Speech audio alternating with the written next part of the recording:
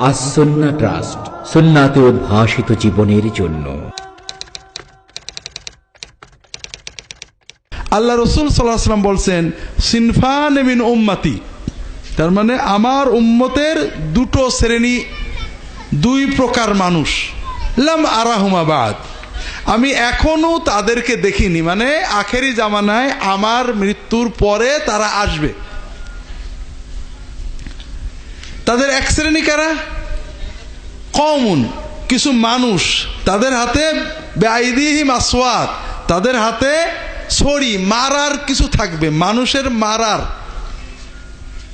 কাযনা বিল বাকার, গরুর যেমন লেজ থাকে, তাদের হাতে লাঠি, বেত, ছুরি, মানুষকে কষ্ট দেওয়ার কিছু জিনিস তাদের হাতে থাকবে।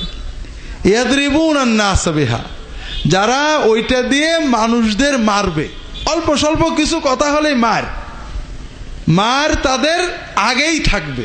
ওয়া নিসাউন কাসিয়াতুন আরিয়াতুন মাইলাতুন মুমিলাতুন রুউসুহুন্না কাআন্নাহুন্না আসনিমাতু আল ইবিল আউল বুখত।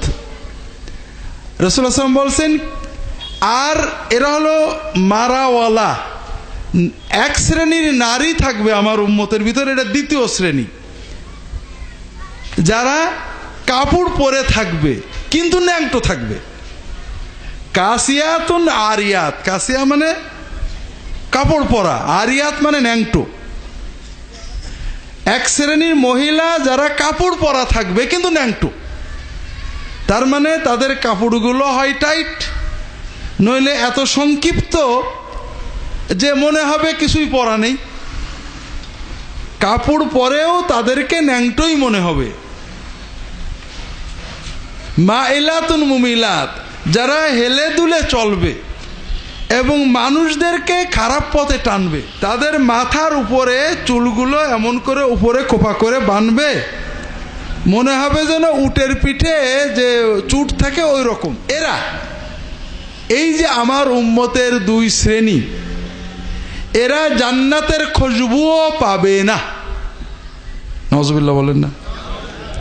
যদিও জান্নাতের খুশবু হাজার হাজার মাইল দূর থেকে পাওয়া যাবে, কিন্তু এই শ্রেণীরা এত হতভাগা, আমার উম্মত হওয়ার পরেও এরা জান্নাতের খুশবুও পাবে না।